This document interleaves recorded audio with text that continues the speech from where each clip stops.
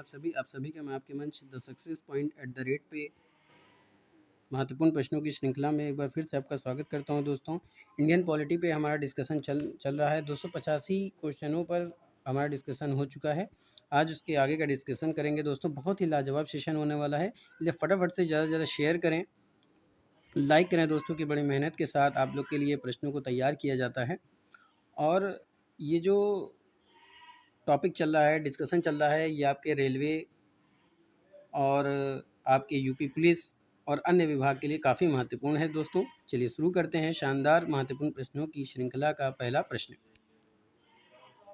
तो आज का पहला प्रश्न क्या है कि निम्नांकित में से भारत के किस मुख्य न्यायाधीश ने राष्ट्रपति के रूप में भी काम किया है? प्रश्न क्या कह रहा है कि निम्नांकित में से भारत के किस मुख्य न्यायाधीश ने राष्ट्रपति के रूप में भी काम किया है? आपके ऑप्शन क्या हैं? Justice M Hidayatullah, justice Mehrchand Mahajan, justice PN Bhagwati, justice BK Mukherjee. आपके ऑप्शन भी सामने, आपके क्वेश्चन भी सामने। दोस्तों, बताइए कि आंसर क्या होगा। निम्नांकित में से भारत के किस मुख्य न्यायाधीश ने राष्ट्रपति के रूप में भी काम किया है? तो दोस्तों, भारत के जिस मुख्य न्यायाधीश ने राष्ट्रपति के रूप में भी काम किया है वो है जस्टिस एम हिदायतुल्ला। कौन है दोस्तों? Justice M Hidayatullah. ऑप्शन क्या हो जाएंगे? ए। तो A is the right answer for this question. अगला प्रश्न, सर्वोच्च न्यायालय के निर्णय के संबंध में निम्न में से क्या सही है? आपके पहला क्या ऑप्शन दे रहा है? सर्वोच्च न्यायालय को अपने निर्णय को परिवर्तित करने का अधिकार है। सर्वोच्च न्यायालय को अपने निर्णय को परिवर्तित करने का अधिकार नहीं है। केवल भारत के मुख्य न्यायाधीश को निर्णय परिवर्तित करने का अधिकार है। केवल विधि मंत्रालय को निर्णय परिवर्तित करने का अधिकार है। दोस्तों, प्रश्न भी एक बार फिर से सुन लीजिए। सर्वोच्च न्यायालय के निर्णय के संबंध में निम्न में से क्या सही है? तो दोस्तों, आपके ऑप्शन क्या हो जाएंगे? सर्वोच्च न्यायालय के निर्णय के संबंध में जो सही है वो है सर्वोच्च न्यायालय को अपने निर्णय को परिवर्तित करने का क्या है? अधिकार प्राप्त है। तो आपके ऑप्शन क्या हो जाएंगे? ए। तो A is the right answer for this question. अगला प्रश्न की तरफ चलते हैं। अगला प्रश्न क्या कह रहा है? तो दोस्तों, अगला प्रश्न पूछ रहा है, उच्चतम न्यायालय मामलों की सुनवाई नई दिल्ली में करता है परंतु किसी अन्य स्थान पर भी कर सकता है। आपके ऑप्शन है राष्ट्रपति के अनुमोदन से, यदि उच्चतम न्यायालय के न्यायाधीश मेजॉरिटी से यह तय करे, संसद के अनुमोदन से, राज्य विधानसभा के अनुरोध पर। तो दोस्तों, उच्चतम न्यायालय मामलों की सुनवाई नई दिल्ली में करता है लेकिन अन्य स्थान पर भी सुनवाई कर सकता है। तो ये कर सकता है अनुच्छेद यानी कि एक्ट 130 के अनुसार राष्ट्रपति के अनुमोदन से। तो आपके ऑप्शन क्या हो जाएंगे? ए। तो A is the right answer for this question. अगला प्रश्न, जनहित याचिका की शुरुआत किसके द्वारा की गई है? क्या पूछ रहा है? जनहित याचिका की शुरुआत किसके द्वारा की गई है? आपके ऑप्शन हैं संसदीय एक्ट के द्वारा, संवैधानिक संशोधन के द्वारा, न्यायिक पहल के द्वारा, उपरोक्त में से कोई नहीं। क्वेश्चन क्या है? जनहित याचिका की शुरुआत किसके द्वारा की गई है? तो प्यारे दोस्तों, जनहित याचिका की शुरुआत की गई है संसदीय, किसके द्वारा की गई है? जनहित याचिका की शुरुआत की गई है न्यायिक पहल के द्वारा। किसके द्वारा की गई है दोस्तों? न्यायिक पहल के द्वारा। तो आपके ऑप्शन क्या हो जाएंगे? सी। टू C is the right answer for this question. अगला प्रश्न क्या पूछ रहा है? राज्य सरकार की कार्यकारी अध्यक्ष या संवैधानिक प्रमुख कौन है? मुख्यमंत्री, राज्यपाल, मुख्यमंत्री के सचिव, मुख्य सचिव। राज्य सरकार का कार्यकारी अध्यक्ष या संवैधानिक प्रमुख कौन है? मुख्यमंत्री, राज्यपाल, मुख्यमंत्री का सचिव या मुख्य सचिव। तो दोस्तों, राज्य सरकार के कार्यकारी अध्यक्ष या संवैधानिक प्रमुख जो होता है वो संविधान के अनुच्छेद 154 के अनुसार राज्य की कार्यपालिका शक्ति राज्यपाल में निहित होती है, जिसका प्रयोग वह इस संविधान के अनुसार स्वयं या अपने अधीनस्थ अधिकारियों के द्वारा करेगा। तो राज्य सरकार का कार्यकारी अध्यक्ष कौन होता है प्यारे दोस्तों? राज्यपाल होता है। तो आपके ऑप्शन क्या हो जाएंगे? बी। तो B is the right answer for this question. किस एक्ट के तहत, ये भी याद रखिएगा। तो ये एक्ट 154(1) के अंतर्गत। चलिए आगे चलते हैं। जम्मू एंड कश्मीर राज्यपाल की नियुक्ति कौन करता है? आपके ऑप्शन हैं जम्मू एवं कश्मीर के मुख्यमंत्री, जम्मू एवं कश्मीर उच्च न्यायालय का मुख्य न्यायाधीश, भारत का प्रधानमंत्री, भारत का राष्ट्रपति। ये दोस्तों, ये प्रश्न तब का है जब अनुच्छेद 370 लागू था। बात समझ आ रही है?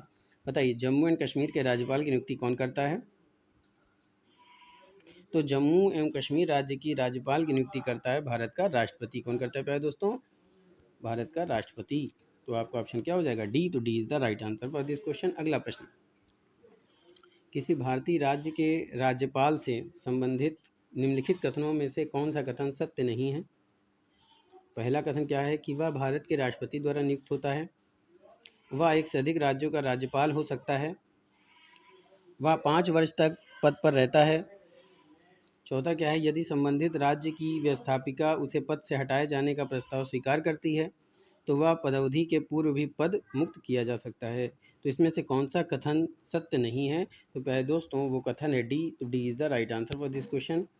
अगला प्रश्न की तरफ चलते हैं।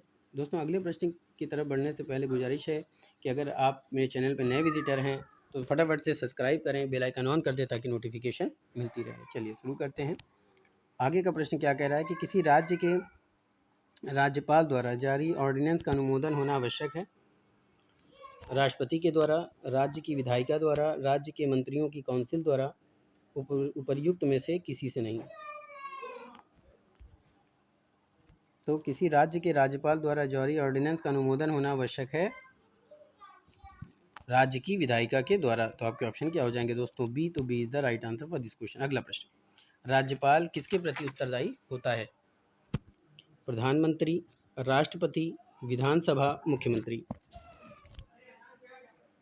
राज्यपाल किसके प्रति उत्तरदायी होता है? प्रधानमंत्री, राष्ट्रपति, विधानसभा, मुख्यमंत्री। तो प्यारे दोस्तों राज्यपाल जिसके प्रति उत्तरदायी होता है वो होता है राष्ट्रपति के प्रति। तो आपके ऑप्शन क्या हो जाएंगे? बी। तो B is the right answer for this question. और अनुच्छेद 156 एक के अनुसार, ये भी याद रखिएगा, तो ये एक्ट है अनुच्छेद 156 एक के अंतर्गत। चलिए आगे चलते हैं। निम्नलिखित में से कौन भारत के राष्ट्रपति की इच्छा तक ही पद पर बने रह सकते हैं? आपके ऑप्शन है राज्यपाल, निर्वाचन आयुक्त, उच्चतम न्यायालय के न्यायाधीश, लोकसभा अध्यक्ष। निम्नलिखित में से कौन भारत के राष्ट्रपति की इच्छा तक ही पद पर बने रह सकते हैं? तो जो राष्ट्रपति के इच्छा तक ही पद पर बने रह सकते हैं वो है राज्यपाल। प्यारे दोस्तों कौन है? राज्यपाल। आपके ऑप्शन क्या हो जाएंगे? ए। तो A is the right answer for this question. अगला प्रश्न, भारतीय संविधान के निम्न क्षेत्रों में से किस एक के अधीन राज्यपाल राष्ट्रपति के विचार के लिए किसी विधेयक को आरक्षित रख सकता है? आप समझ आ रही? भारतीय संविधान के निम्न अनुच्छेदों में से, ठीक है, क्या हो जाएगा? निम्न अनुच्छेदों में से, क्या हो जाएगा? निम्न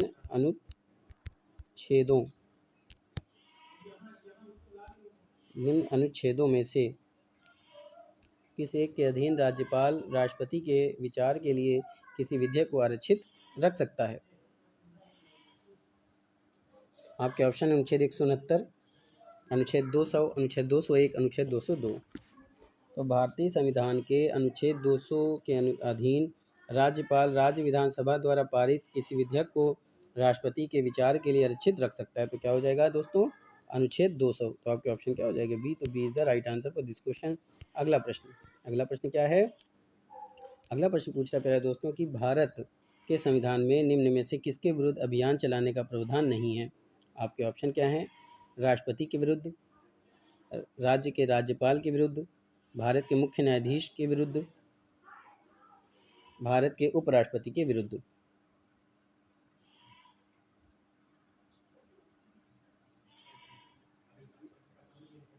भारत के संविधान में निम्न में से किसके विरुद्ध अभियोग चलाने का प्रावधान नहीं है? तो वह है राज्य के राज्यपाल के विरुद्ध। तो आपके ऑप्शन क्या हो जाएंगे प्यारे दोस्तों? B. B is the right answer for this question. अगला प्रश्न, भारत में किसी राज्य की राज्यपाल बनने वाली पहली महिला कौन है? राजकुमारी अमृत कौर, पद्मजा नायडू, सरोजनी नायडू, सरला ग्रेवाल। तो भारत में किसी राज्य की राज्यपाल बनने वाली पहली महिला कौन है? सरोजनी नायडू। तो आपके ऑप्शन क्या हो जाएंगे दोस्तों? सी। तो C is the right answer for this question.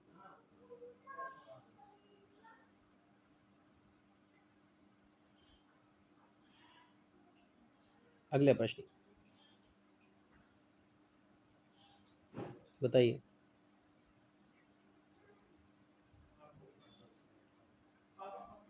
अगला प्रश्न क्या पूछ रहा है, आइए देखते हैं। राजस्थान के राज्यपाल जिन्हें बर्खास्त किया गया था, राजस्थान के राज्यपाल जिनको राजस्थान के राज्यपाल जिनको बर्खास्त किया गया था, राज्यपाल जिनको बर्खास्त किया गया था, तो वो कौन थे? आइए देखते हैं। आपके ऑप्शन है डॉक्टर सतपुड़ानंद, रघुकुल तिलक, सुखदेव प्रसाद, बलिराम भगत। राजस्थान के राज्यपाल जिनको बर्खास्त किया गया था। तो प्यारे दोस्तों, अगस्त 1981 की बात है। राजस्थान के राज्यपाल रघुकुल तिलक को बर्खास्त किया गया था, जो कि राजस्थान के ऐसे पहले राज्यपाल थे। ठीक है। और भारत के अगर सर्वप्रथम की बात की जाए बर्खास्त किए गए राज्यपाल, तमिलनाडु के राज्यपाल प्रभुदास पटवारी थे। तो आपके ऑप्शन क्या हो जाएंगे? रघुकुल तिलक। ये कहाँ पे? बी पे दिया हुआ है, तो B is the right answer for this question. क्या है दोस्तों? अगला प्रश्न। और अगर ये पूछा जाए कि ये कब हुए थे, तो ये भी याद रखिएगा, ये हुए थे बर्खास्त अक्टूबर 1980 में। याद रखिएगा प्यारे दोस्तों, अक्टूबर 1980। आगे चलते हैं। भारत में राज्य विधान पालिकाओं का उच्च सदन कौन सा होता है? विधान पालिका परिषद, विधान पालिका समिति, राज्यपाल का कार्यालय, इनमें से कोई नहीं। भारत में राज्य विधान पालिकाओं का उच्च सदन कौन सा है? विधान पालिका परिषद, विधान पालिका समिति, राज्यपाल का कार्यालय, और इनमें से कोई नहीं। तो प्यारे दोस्तों, अनुच्छेद 168 के अनुसार राज्य की विधान पालिका एक सदनीय या द्विसदनीय होगी। द्विसदनात्मक विधानमंडल की स्थिति में विधान पालिका परिषद उच्च सदन होगा और विधानसभा निम्न सदन होगा। बात समझे दोस्तों? जब द्विसदनात्मक विधानमंडल की स्थिति होगी तो क्या होगा कि जो विधान पालिका परिषद है वो उच्च सदन होगा और विधानसभा जो है वो निम्न सदन होगी। तो भारत में राज्य विधान पालिकाओं का उच्च सदन क्या होता है? राज्य विधान पालिकाओं का उच्च सदन जो होता है वो होता है विधान पालिका परिषद। आपके ऑप्शन क्या हो जाएंगे दोस्तों? ए, तो A is the right answer for this question. अगला प्रश्न। विधान परिषद किसी साधारण विधेयक को निम्नलिखित में से किस अवधि तक रोक सकती है? बताइए। विधान परिषद किसी साधारण विधेयक को कितने समय तक रोक सकती है? 3 महीना, 4 महीना, 6 महीना, 14 दिन। यदि धन विधेयक की बात करें तो धन विधेयक को विधान परिषद क्या करती है? 14 दिन की अवधि तक रखती है, उसके बाद लौटाना होता है। ठीक है। लेकिन अगर बात की जाए साधारण विधेयक की प्यारे दोस्तों, तो वो 4 महीना होगा। क्या होगा? 4 महीना। तो आपके ऑप्शन क्या हो जाएंगे? बी। तो B is the right answer for this question. अगले प्रश्न की तरफ चलते हैं। अगला प्रश्न क्या पूछ रहा है?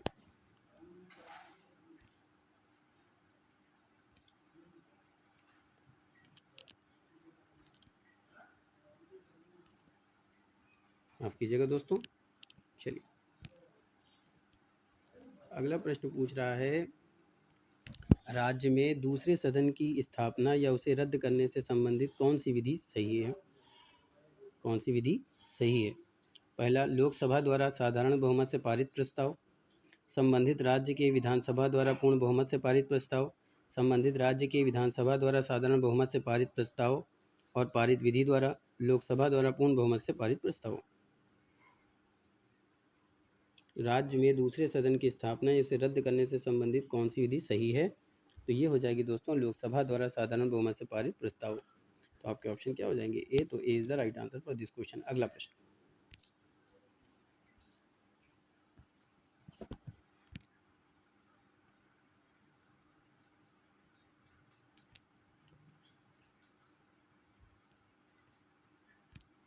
अगला प्रश्न क्या पूछ रहा है दोस्तों कि राज्यों में विधान परिषद के सृजन के लिए संविधान के किस अनुच्छेद में वर्णित प्रक्रिया को अपनाया जाता है?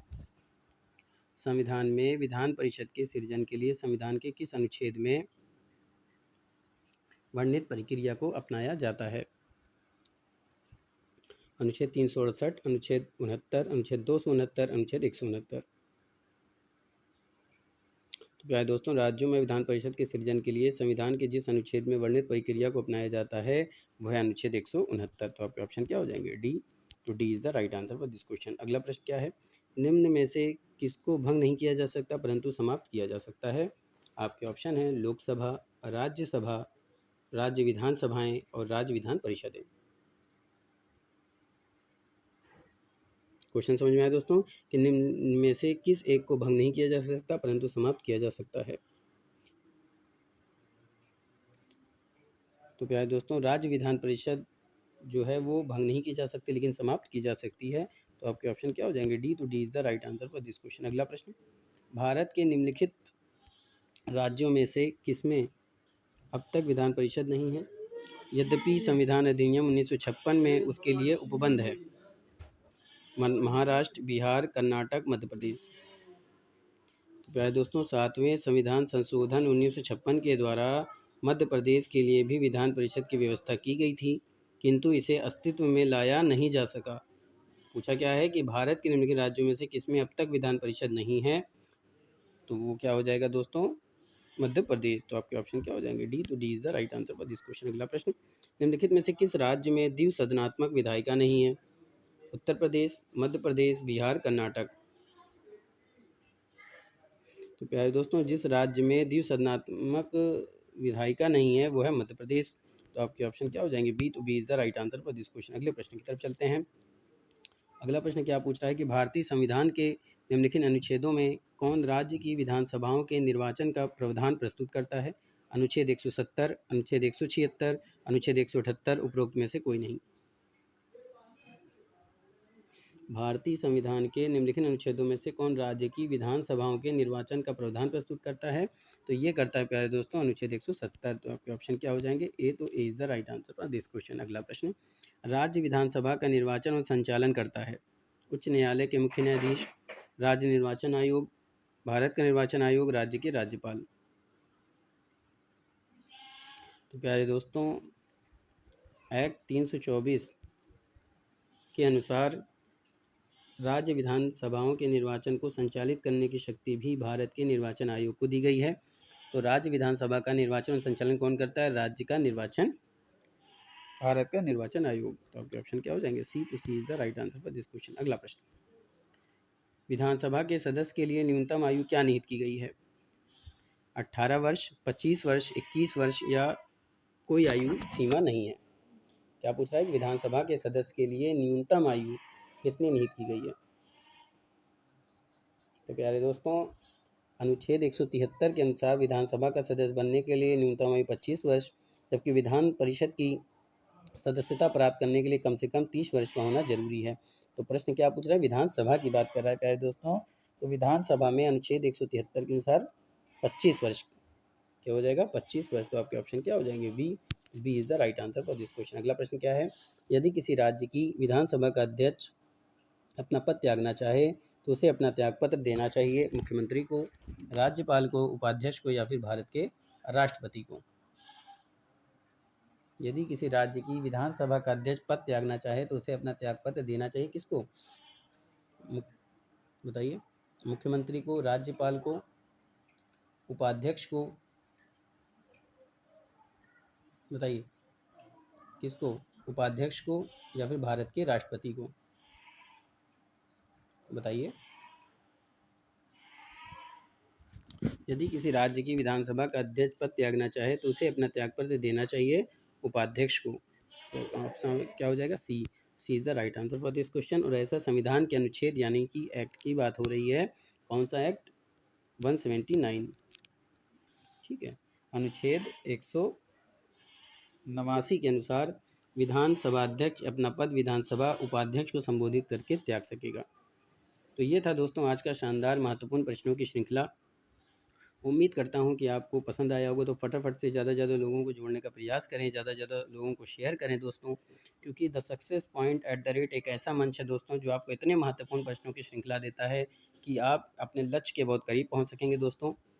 इससे अगर आपको और प्रश्नों की प्रैक्टिस करनी है तो दोस्तों मेरे चैनल पे जा कर के प्ले लिस्ट में आप इंडियन पॉलिटी के और महत्वपूर्ण प्रश्नों को लगा सकते हैं दोस्तों, उसको देख सकते हैं। काफ़ी महत्वपूर्ण प्रश्न है उसमें दोस्तों, 1000 1500 के ऊपर प्रश्न हैं, आप उसको देख सकते हैं। तो दोस्तों, मंजिलों से चलकर बेहतर मंजिलें तलाश कर, मिल जाए दरिया तो समंदर तलाश कर, यूं तो टूट जाते हैं पत्थर के चोट से शीशे, पत्थर ही टूट जाए ऐसा शीशा तलाश कर। तो दोस्तों पूरे लगन के साथ अपनी मेहनत को अंजाम दीजिए, सक्सेस पाइए। उम्मीद और ईश्वर से मेरी प्रार्थना है कि आप सब सफलता प्राप्त करें। फिर मिलेंगे इसी जुनून के साथ नए प्रश्नों की श्रृंखला में, तब तक के लिए जय Hind, wish you all the best.